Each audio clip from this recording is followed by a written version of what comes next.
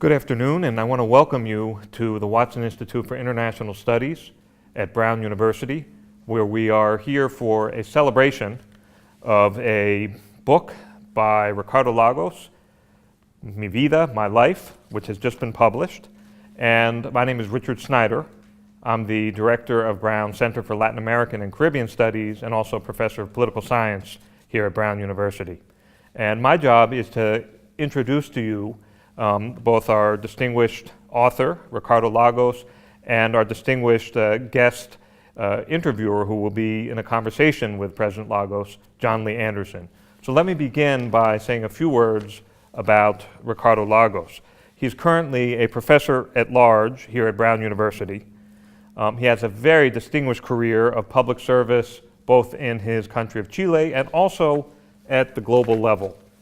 He was a leader of the opposition to the Pinochet dictatorship in Chile in the 1980s. And then after Chile's transition to democracy, he served as Minister of Education, then as Minister of Public Works, before he was elected President of Chile in the year 2000, becoming the first socialist to hold the office since Salvador Allende had been overthrown by a military coup in 1973.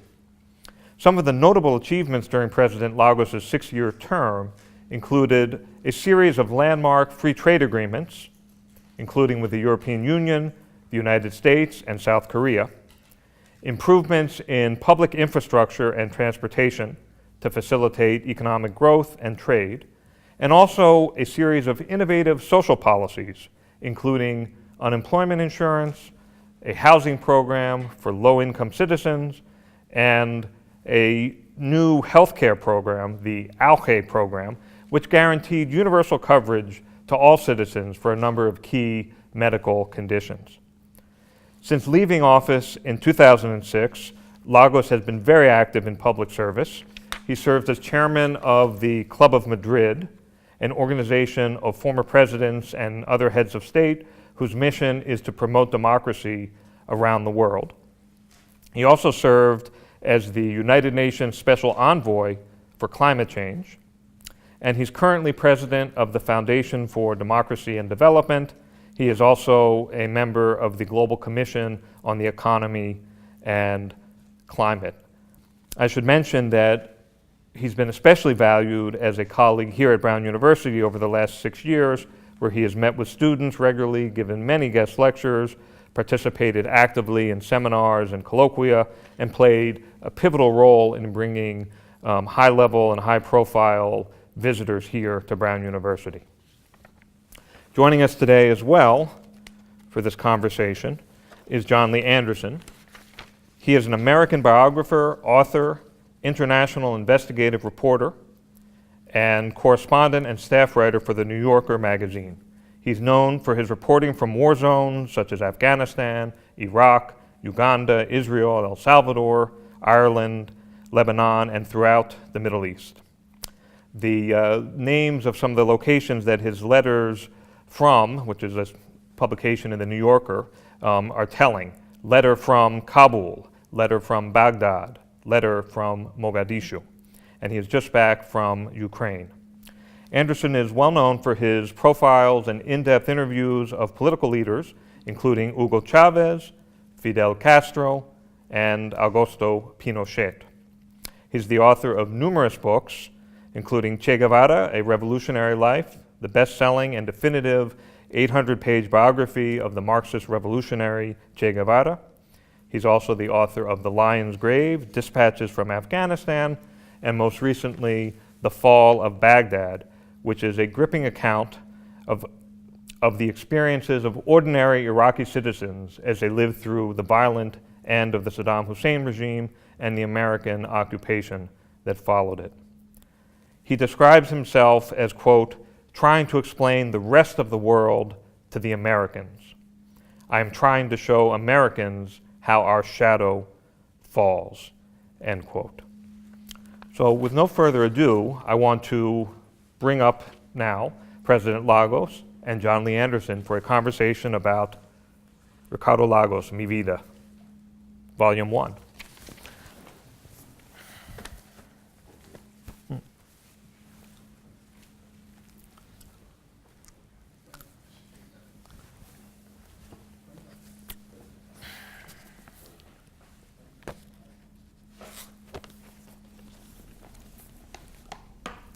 I want to begin by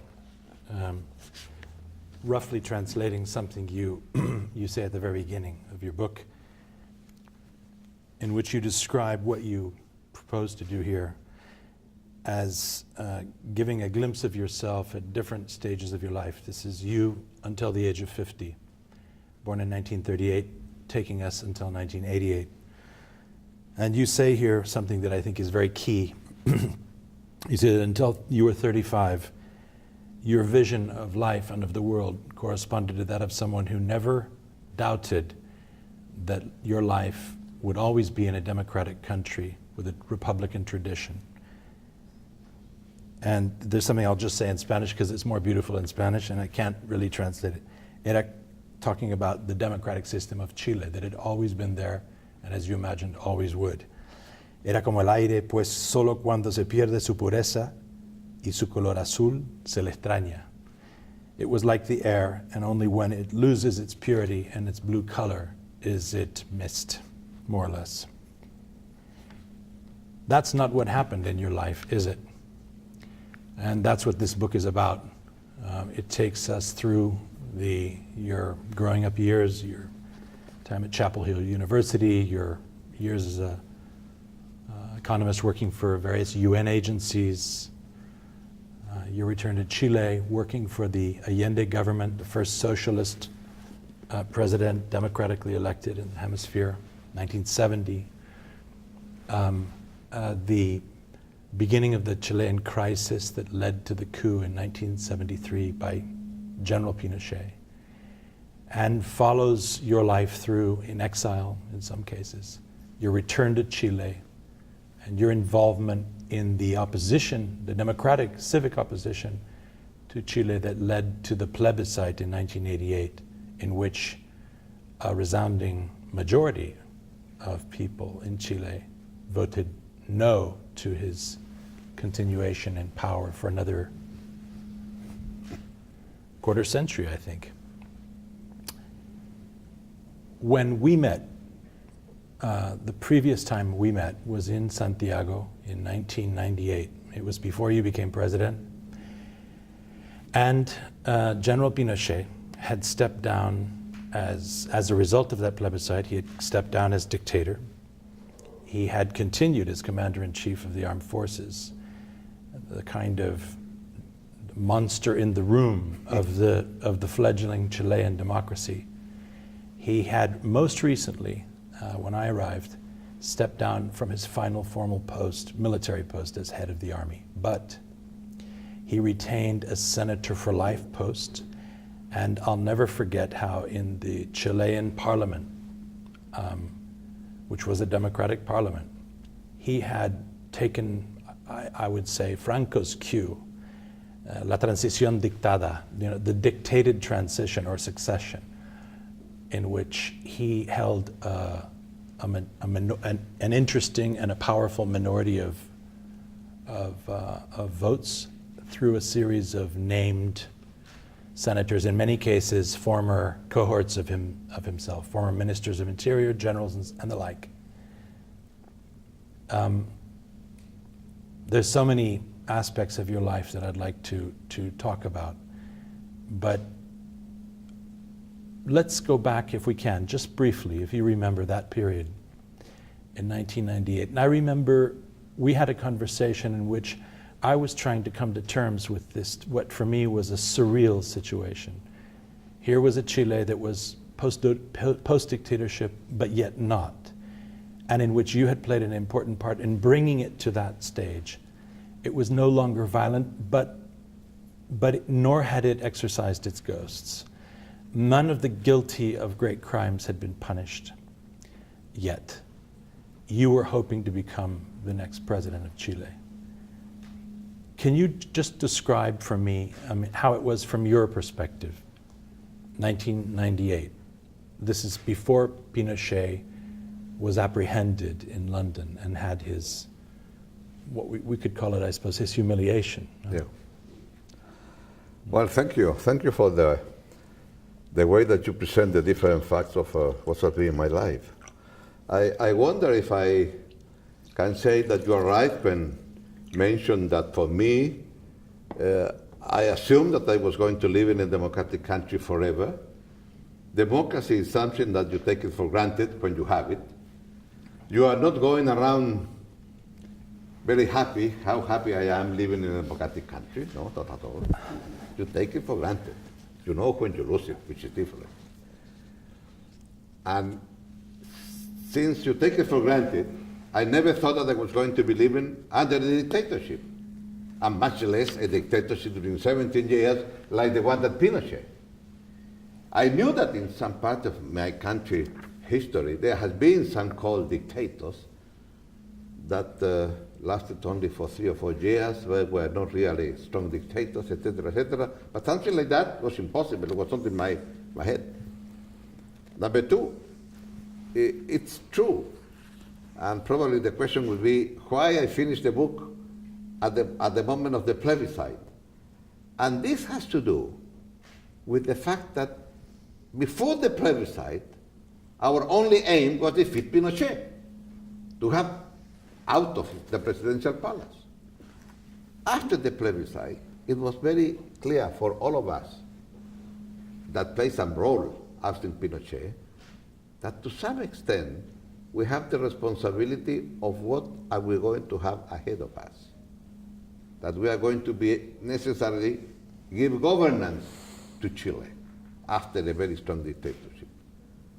And you don't have any book to read what kind of transition in order to do that job, you know? But to answer your question, first, 3 days after the plebiscite, I went to a room full of people, clapping, happy, and then I start talking Lagos Presidente. And I say to me, but these people doesn't know what they are talking about. If I'm going to be candidate, probably this is the end of the whole thing. And therefore, I knew that those people were from my party and were very happy, etc. And I tell them, look, I cannot be candidate. If I do that, then nobody happy. What kind of transition are we going to have? I mean, why couldn't you be? Because this gets to the historical question of why you chose not to become the candidate and allowed Patricio Aylwin to be. Because I thought that it has making so many lives, so many sacrifices for the Chilean people to reach where we were, that if I decided to run for president, it may be that it's going to be a going back again to Pinochet and not to recognize anything. Because you were overly identified with the Allende regime. And the Allende regime, and because I was identified as the one that defied Pinochet on TV and so on. Exactly. Now I want to, you were skipping quite a ways ahead in the story. It's my fault, I began in '98 when we met. But in fact, going back, I'll begin a different way. I know I've seen you quoted as saying about yourself that you're a timid man. You're on the record as saying, es que soy un hombre tímido, which I think is probably not quite true. Because in 1986... At least in high school, and I was very timid. Well, and that's what I want to get to. And I know that in 1986, upon the assassination attempt against Pinochet, he reacted violently, of course. You were arrested. You spent 3 weeks in prison, in detention. There were people who were killed as a result of that. There were people who were murdered, presumably on Pinochet's orders. You were lucky not to have your throat slit, as some did. And I want you to talk a little bit about that experience, because I think it was a unique experience for you. But I wonder, and this is what I was going to ask, if it's true that you were a timid man, did the prison experience alter something in you? Because 2 years later, once you had resolved with some friends and colleagues to do this plebiscite, you did the most extraordinary thing, which was to appear on Chilean television and to point your finger in the direction of Pinochet and to accuse him of murder, torture, and human rights violations, and that you were you were doing this plebiscite with other Chileans because to stop him from being in power for another 25 years.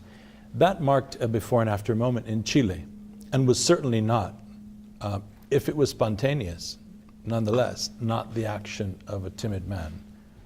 Can you tell us about that moment? And was there a before and after for you? Was the prison experience, did that make you feel something different? I knew that at some time probably I was going to go to prison with Pinochet as a dictator.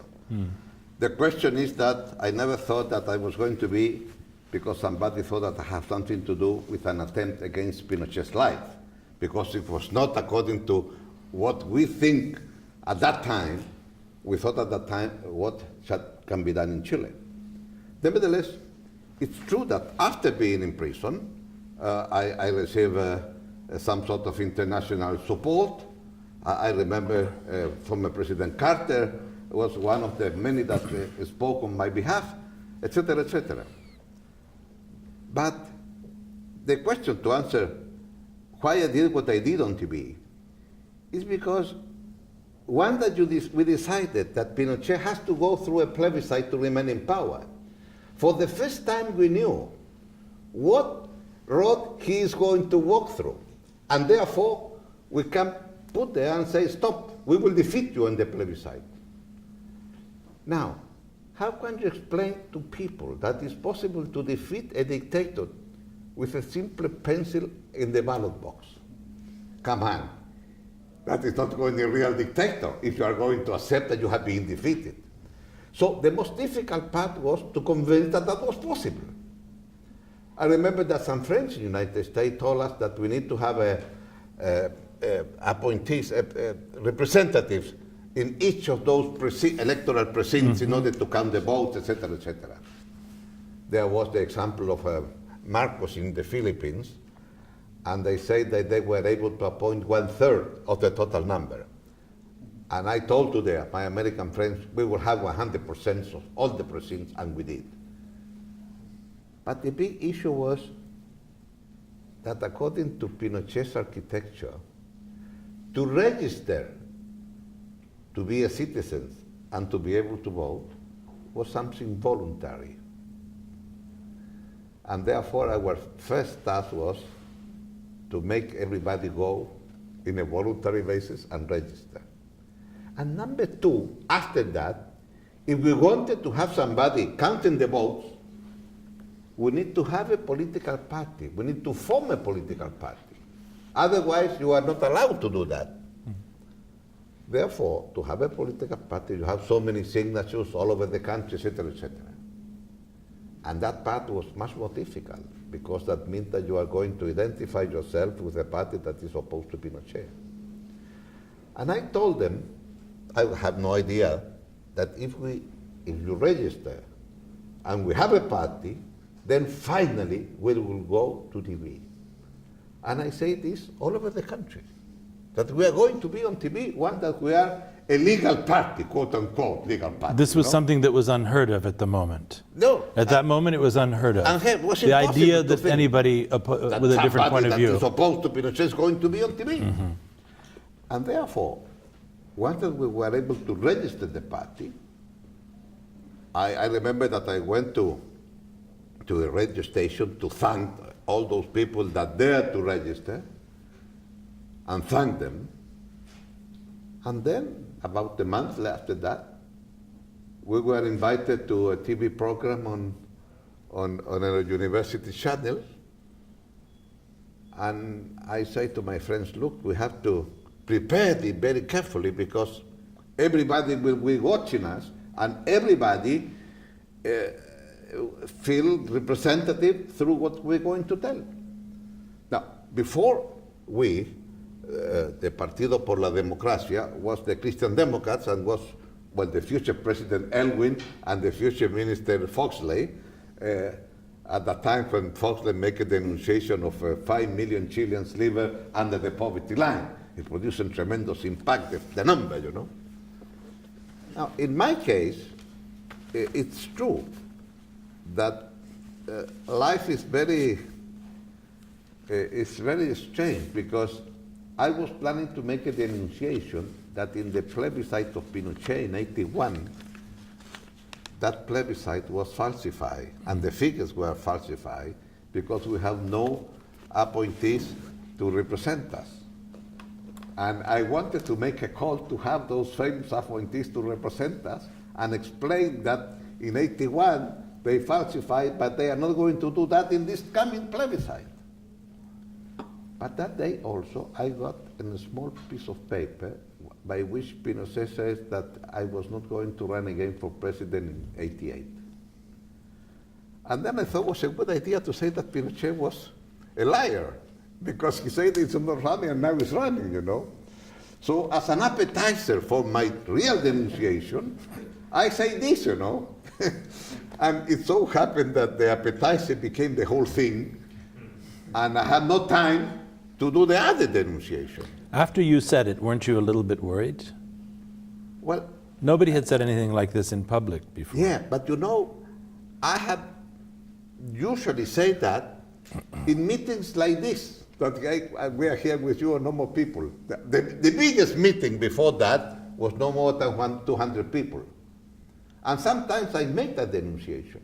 As a matter of fact, I make the discovery to talk straight to Pinochet was made about 4 months before that, when we were in a campaign with Elwin, and in the middle of the hall where we have the meeting, a small number of 10 people that belong to the Communist Party, at that time they still keep talking, saying, inscripción, traición. If you register, it's a treason, etc. And it was very difficult to talk, because those 10 people make things difficult for us. So suddenly I got, during those days, no mails, no Twitter, nothing like that. There's a cable, remember the cable?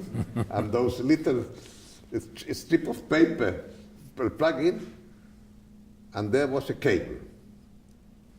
Arica, a city in the north of Chile. Urgente, very urgent.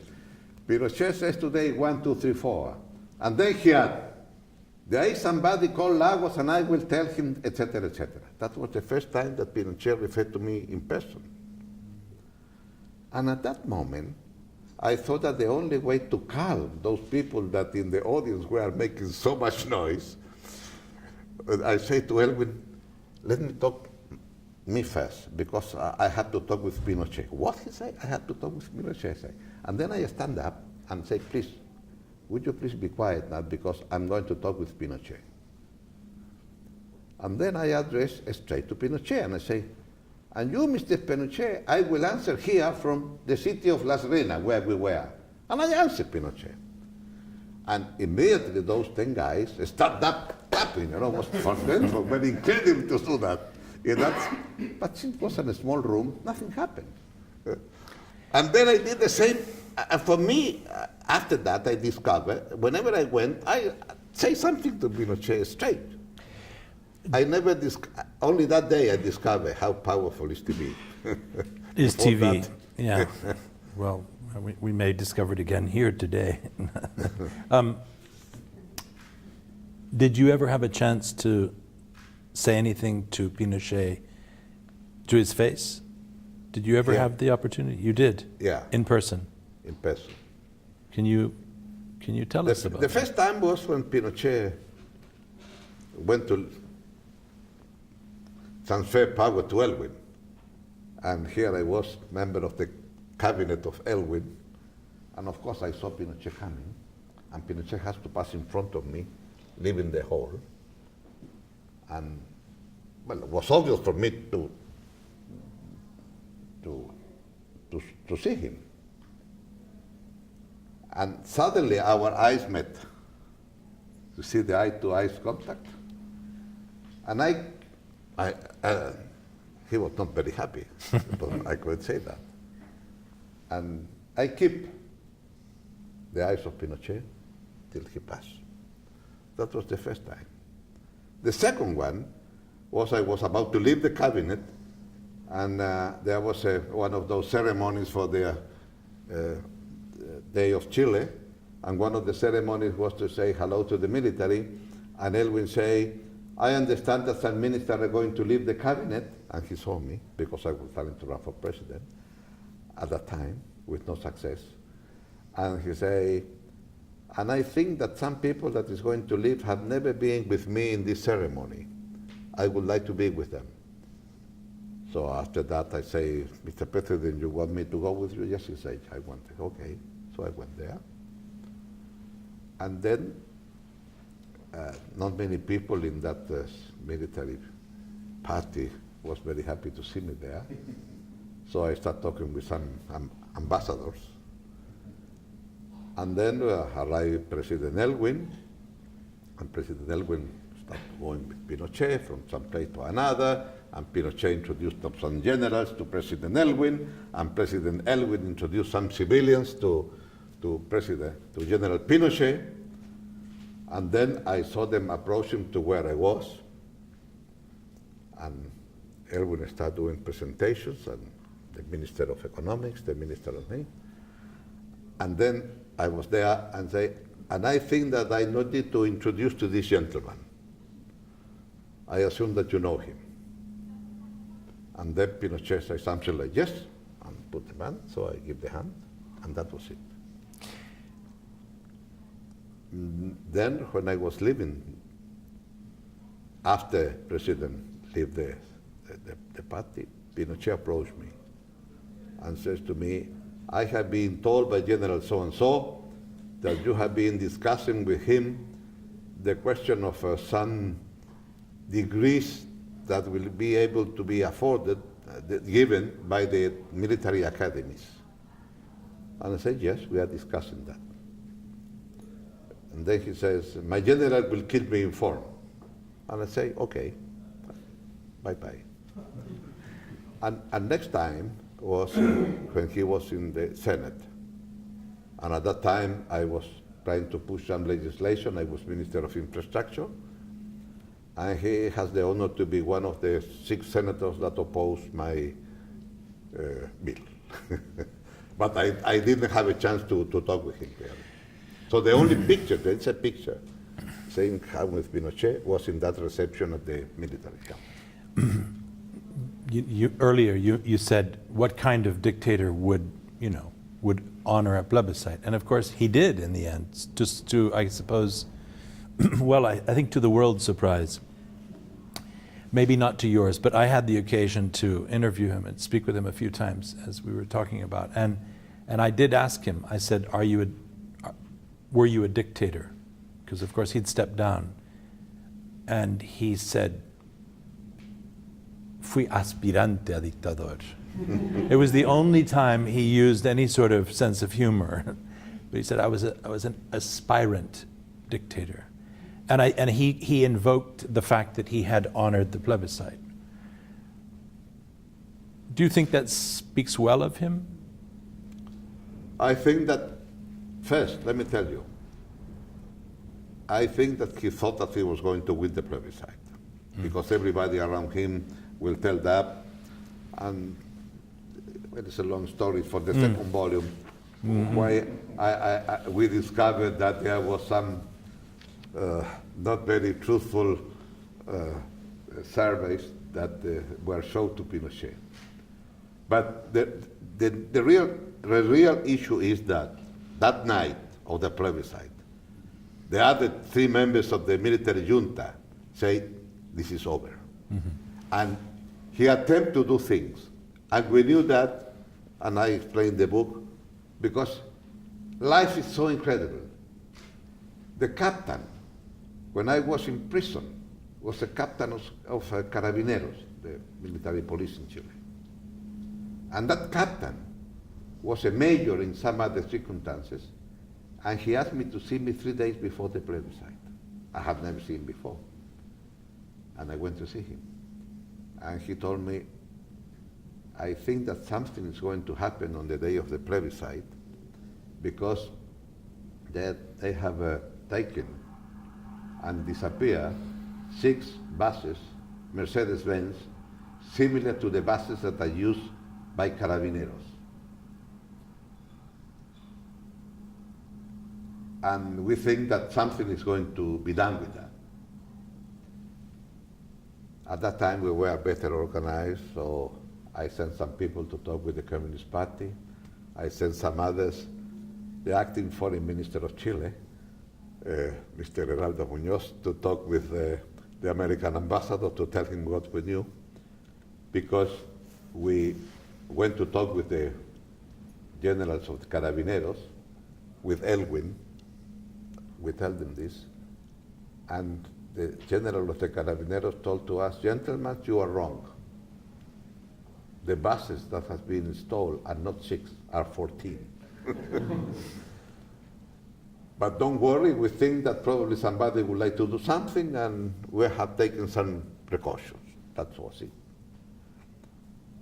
So after that, we thought that was something really serious, and this is the reason why we informed to several people. And finally, at the right moment, there was an attempt to do something about 10 o'clock that night, but at the end, nothing happened. Yeah.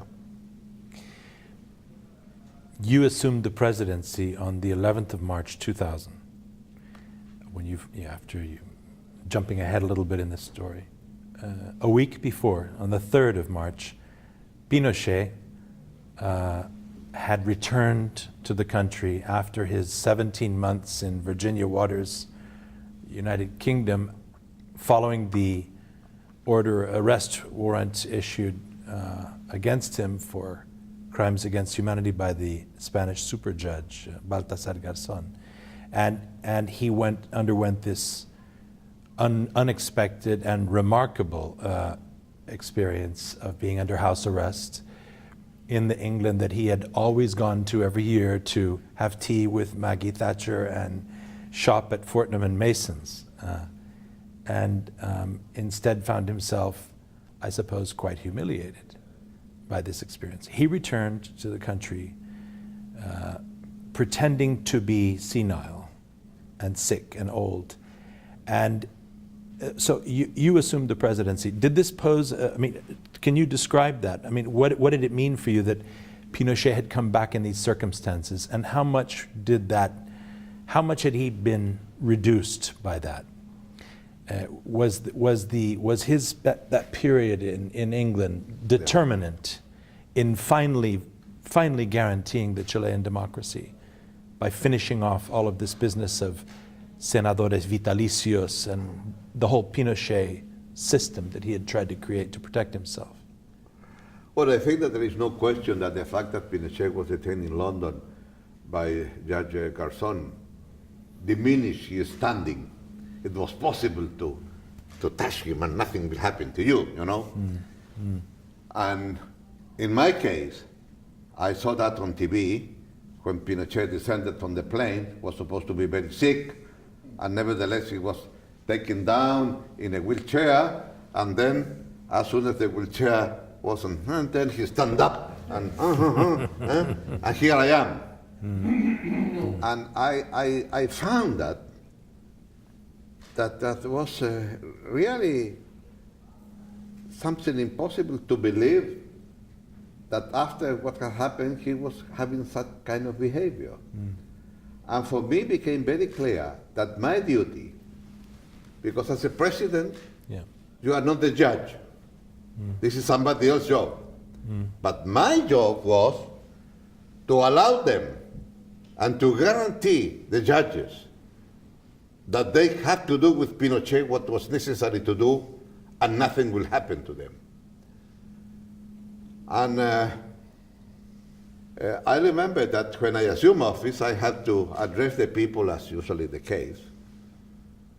And when I was talking, people start asking for Pinochet go to prison. And I say to them, this is not my job. This is the tribunal's job to do what they have to do with Pinochet. But the fact was, you know, that at the end it was possible to do that.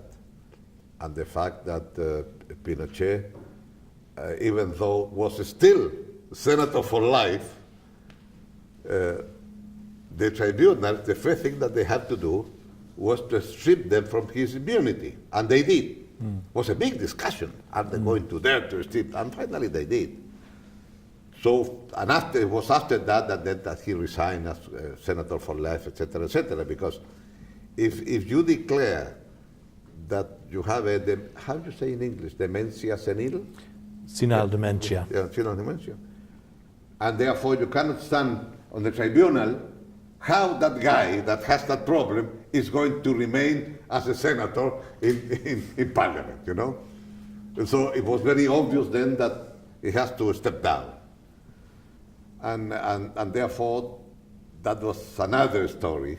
And to end up the story, that I'm sure you know very well, the fact that later, two years later, I think, it was discovered about the secret accounts of in the United States, and et cetera, that was the end. That really finished him off. Yeah. That was really, and the right-wing people that used to defend him, they feel also used because they remember how much money they had to give in order to pay for the expenses of Pinochets in London. It was okay that he was a murderer, but not a thief. Yeah, that's right. That depends on what values do you have. Yeah, it seems.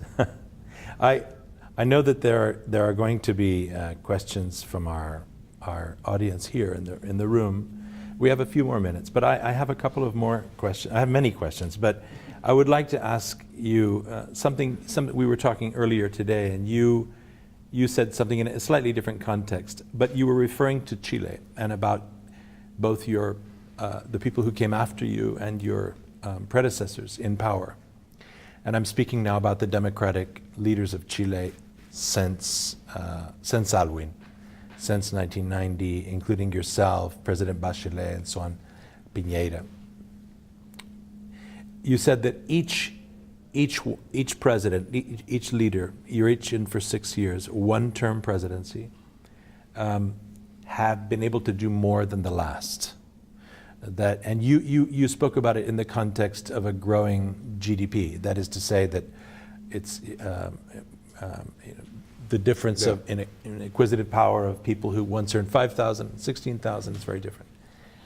But in terms of this maneuvering room, democratic maneuvering room, what do you feel that you would like to have achieved in your 6 years that you couldn't? That perhaps a successor did, and what are you proudest of in your 6 years that you were able to achieve that you couldn't have done if you'd been Alwin or Frey? Well, I think that biggest regret, I suppose I'm asking, and biggest moment of pride. Yeah, I think that the fact that we were able to face the question of political prisoners and torture. Because it's one thing to deal with the question of those that disappear or those that have been executed, and quite another if after the dictatorship you say, well, I'm going to establish a presidential commission to find the truth of what happened with those that have been tortured. And because the numbers are so huge. But at the very end, 29,000 Chileans, males and female, make a statement that they have been subject to torture, they have been political prisoners, and there was a presidential report on what kind of torture, etc., etc. And I thought that we were able to face our truth, not to face justice, because to do justice, this is, again, is the job of a tribunal. And this is something very tricky, because truth is the first step in order to have justice. But how are you going to do the second part? And then I was very clear, is the statement that you made to the commission, you think that has to be also a statement made before to a judge. You made the same statement twice, to the commission and to the judge. And if you go to a judge, the judge has imperium to call the officers or to call the people that torture you. So I have a sense that it was possible to move the frontiers of what was possible under my administration. Under my administration, most of the political enclaves of Pinochet's constitution were finished, with the only exception of the electoral system. but the appointed senators, all those things were finished. I was very proud of that. And I think that because we were able to do that, then it was much easier for the next one, this is Madame Bachelet, to do some other things. Why I say this? Because there was a huge seminar in Santiago about the discussion in today's Chile about the new constitution. And they presented the agreement that we have to make with the opposition in order to finish with the political enclaves. And in order to do that, well, it was necessary to have some agreements. I give you that and you give me this, the usual thing. And the name of the book is El Pacto, the Pact. And in the book says it's not enough. You should have been able to do more. And in that moment then, there was an audience about 500 students and members of the academia. And suddenly I forgot something. And I say, oh, by the way, what's the name of the commander-in-chief of the Air Force? Please, can any of you help me? I forget. What's the name of the commander? None of them knew the name of the commander-in-chief. And I told him, 10 years ago, all of you will know, not the name of the commander-in-chief, the commanders-in-chief and the other general till the fifth hierarchy, because those are the ones that are going to be appointed after the one. You see, now the military people is not anymore a political actor. So why are you going to know who is the commander-in-chief, you know, in 10 years? In 10 years. Therefore, the context is so important to understand why you took this decision and not the other. But after saying this, I think that once that you have in 2011, 5 years after myself being in power, those students on the street, those students were the students that, as I used like to say, we have no fear, they say. And I say, obvious. You have no fear because you are the sons and daughters of a democratic system. You were born in 1990. Why are you going to have fear? There's nothing to fear. Other fear himself, as used to say by President Roosevelt in this country. But the question is, I do believe, is that probably what we didn't do, we were able to tackle issues like education in a sense that is the most demanding fact, one that you have in a country where the poverty, people living under the poverty line is decreasing, and you have an emerging middle class. And this is not only the case of Chile, this is the case of Brazil, the case of Argentina, Uruguay, Peru, Colombia, Mexico, etc., because there has been some economic growth in the region. And therefore, this is a different Latin America. Much more sure, much more confident. We were able to face this crisis because our financial system was much stronger than the financial system of this country. Probably because we had in the past so many crises, and therefore we learned the lessons, and our financial system was better prepared. But the fact is that this is a different Latin America and had different challenges. And the only thing that I'm afraid of is that politicians sometimes has a tendency to be rather conservative. And if with this agenda you win elections, then you would like to keep that agenda and not change the agenda. And I think that in today's Chile and some others, it's necessary to change the agenda, because there are some other problems from the politics point of view, social, economic indicators. The question of income distribution is becoming more and more important. And we discovered that it's much easier to reduce poverty with economic growth than to change income distribution. Is this an appeal to radicalism? Well, sounds like probably to have radicalism means that you can do more things that in the past you couldn't do. I remember in the middle of a dictatorship of Pinochet, Aníbal Pinto, a well-known Chilean economist, all of us respect so much, told me once, you know, Ricardo, there are two political parties in Chile. I belong to the political party that says we need to have habeas corpus, and that's it. No more than that, habeas corpus. You know, when you are kidnapped, where you are. That's all. And there are some radical party, extremely dangerous these days, that are asking for elections. Can you think that? How is it possible to talk about elections in the middle of a dictatorship? You see, that depends where you are, you know. And probably to be a radical is to ask for elections under Pinochet. To ask for elections in today's Chile is to be very old-fashioned, because that you take it for granted again. I think that's a wonderful note on which to end, although we could go on. I can show you my list of questions. There are many there. I wanted to ask you, amongst other things, about some of the leaders you'd been able to deal with. I saw a picture of you walking in the White House porticos with George W. Bush, and I'm very keen to hear your opinion of him, but maybe for a different moment. And I know we have people here who would love to talk to you, so I'm going to. And, An Extraordinary Life, we have Volume 1. Just before we go off air, when will Volume 2 be ready? I wish I know, because sometimes when I came here to Brown University, I had to work too much, so I don't have time for the second volume. For the time being, it's my boss here, so I have to say that, But thank you very much. Thank you, President. Yeah, thank you was a very pleasure. much. Thank you. Thank you.